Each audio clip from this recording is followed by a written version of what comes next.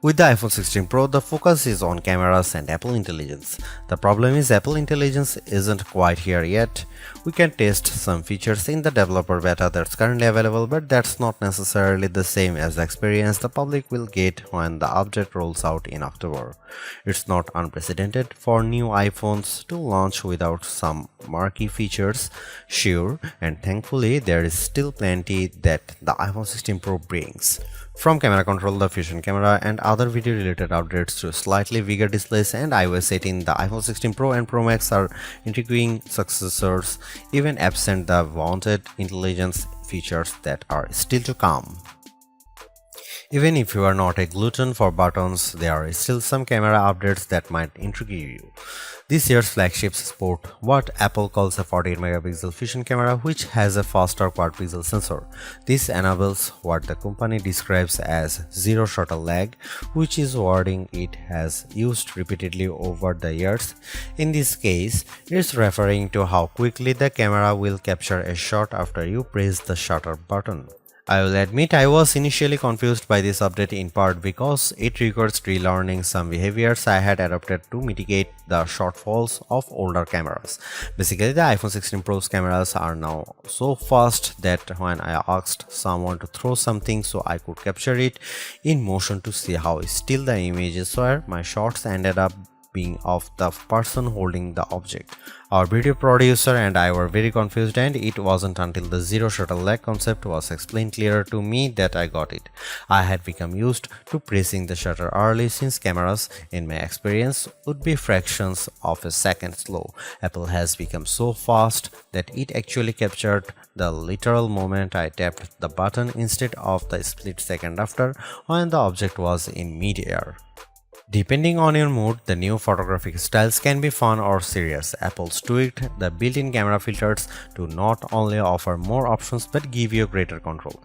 Due to how the company has refined its processing each year, there is also an improved depth map captured when it detects a face in the scene. This, combined with a greater focus on color science around skin tone, has led to what might be my favorite new iPhone 16 feature.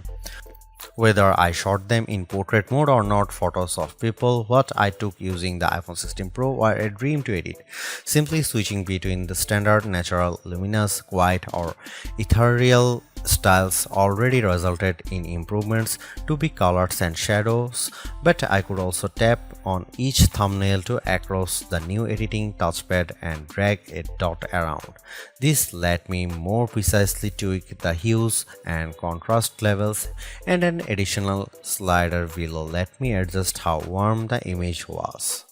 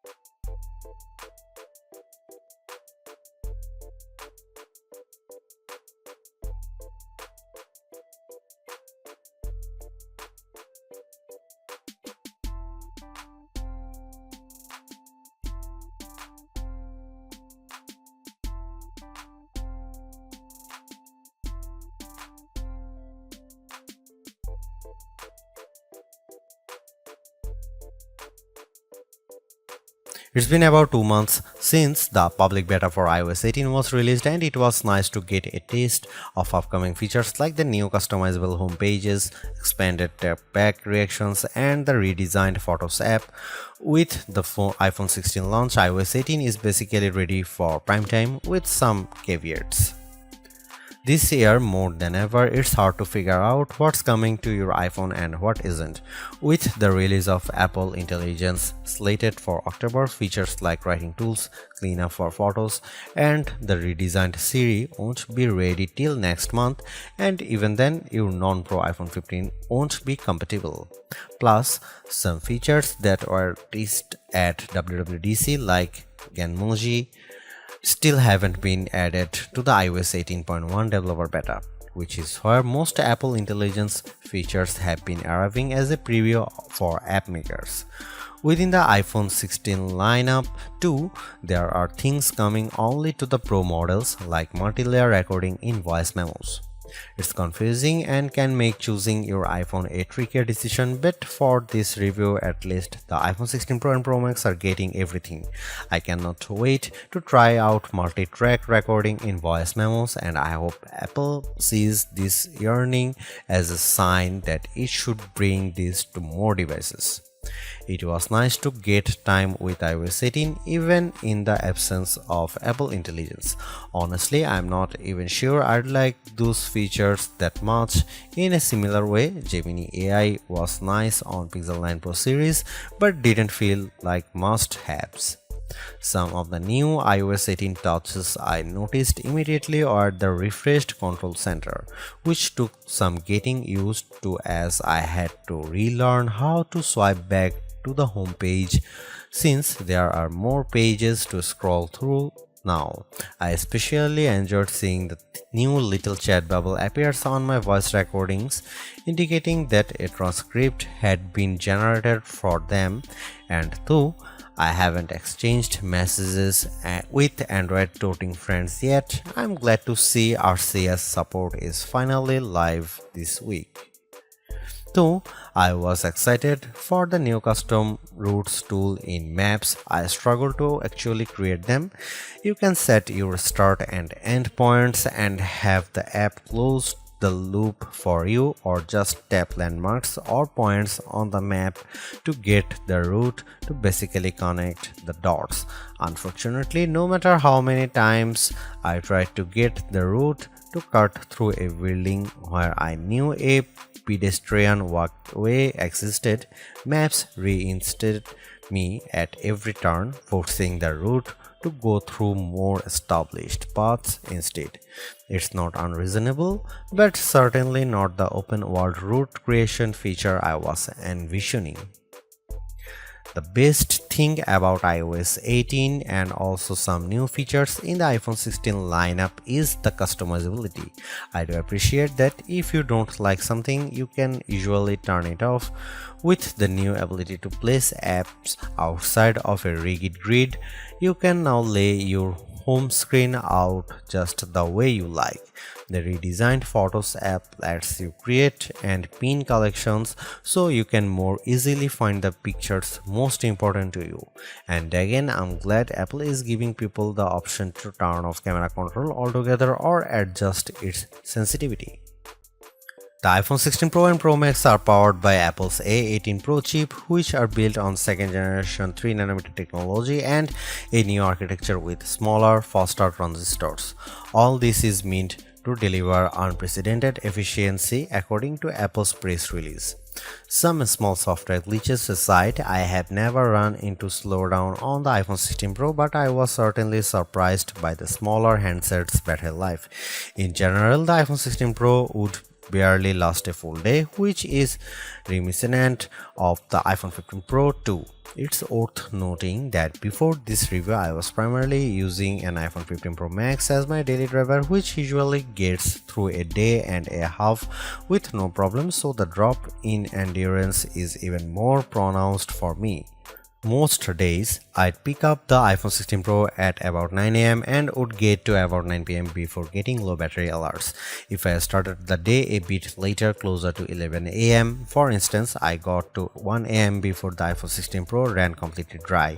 On Sunday, I unplugged the iPhone at about 9:30 am and was shocked on the train home to get a warning that remaining power was at just 20%. It was only 6:50 pm. And the night had barely just started. You'll significantly better battery life on the iPhone 16 Pro Max, which delivers the same almost 2-day runtime as its predecessor. And sure, a phone with a smaller battery not lasting as long makes mathematical sense, but considering the Pixel 9 Pro is a comparably sized handset and manages to last about 2 days, there's no excuse for the iPhone 16 Pro to conk out before the night is up. Apple's caution is sometimes warranted, especially at a time when mistrust of AI generated content runs rampant. The company taking its time to get Apple Intelligence right is understandable, but its deliberation doesn't always lead to winners. While I appreciate the attempt to differentiate camera control with the touch sensor for more versatility, I am not yet convinced on its usefulness. The good news is, and I cannot stress this enough, you have the option to tune it to your liking, and that's the theme I'm seeing in recent Apple features that hint at more thoughtfulness than usual. If you don't like something or if something isn't right for your needs, you can adjust or disable it. In iOS 18, you have greater control over your home screen's app layout and can pin custom collections for easier reach. In the Photos app, the action button introduced last year could have been a spectacular fail had Apple not let you still keep it as a mute switch, but it managed to give people more functionality while maintaining the status quo for those who are just as resistant to change. Change is scary, change is hard, but without change, there is no progress. Apple's cautious approach is a tricky balancing act that's evident on the iPhone 16 Pro. Some new features like audio mix and custom routes in Maps delivers mixed results, otherwise like photography styles are hits. Then there are the basic ingredients like good battery life and durable, attractive designs that Apple cannot neglect. The iPhone 16 Pro's subpar battery life holds it back from beating the competition, which is stiffer than ever this year, especially from Google. Luckily for Apple, most people who have iPhones are going to stick with iPhones. It's just easier. For those already sucked into the ecosystem, the iPhone 16 Pro are worth the upgrade from a model that's at least 2 years old.